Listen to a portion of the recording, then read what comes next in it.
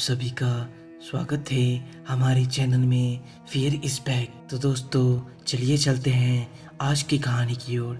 आज की कहानी हमें सेतु सिंह ने भेजी है जो कि बिहार के रहने वाले हैं। तो आइए इस कहानी को जानते हैं। यह घटना बिहार के एक छोटे से गांव में रहने वाले रामू के साथ घटी है। तो आइए इस कहानी को विस्तार से जानते हैं।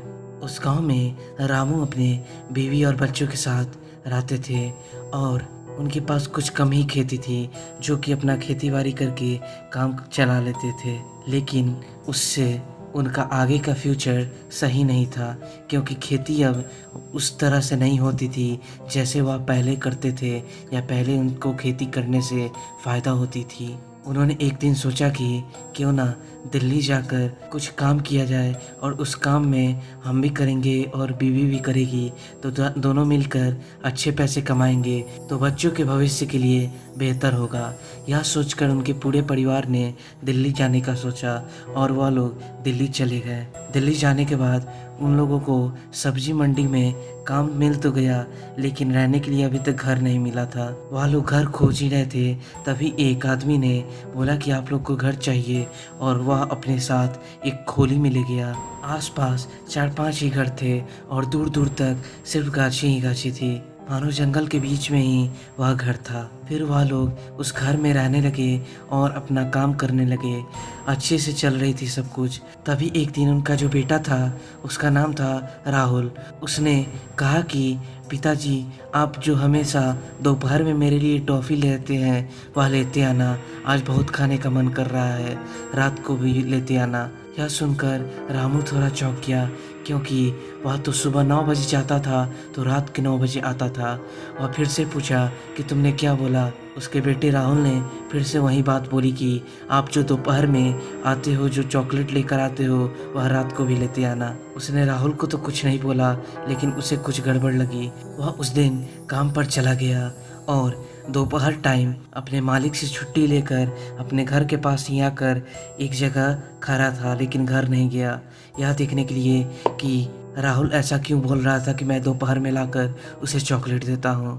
तभी जो उसने देखा, उसे देखते ही उसके पैरों तले ज़मीन खिसक गई और वह हक्का बक्का रह गया क्योंकि हूबहू उसी के जैसा एक आदमी उसके घर में एक झोला लेकर घुसा। उसने सोचा कि यह कोई बहरूपिया है जो मेरे भेष में मेरे घर में घुस रहा है, लेकिन वह जब अंदर गया तो उसे देखते ही वह जो आदमी था जो इसी के भेष में था वह अचानक गायब हो गया। यह देखते उसका बेटा राहुल बेहोश हो गया और इसका भी दिमाग कुछ काम नहीं कर रहा था। उसके बाद से इन लोगों के साथ अजीबोगरीब घटनाएं शुरू हो गई। रात को कभी कभी लगता था कोई छत पे कूद रहा हो, फिर गेट बनने लगता था, कभी कभी लाइट खुद अपने आप अप डाउन करने लगती थी, कभी कभी नल में से पानी नहीं आती थी।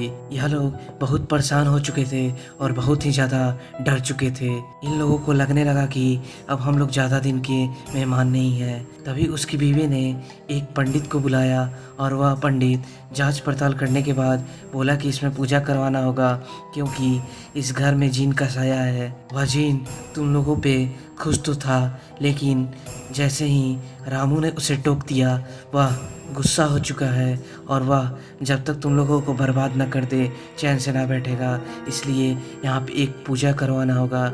उसके बाद हम लोग सब मिलकर एक पूजा किए।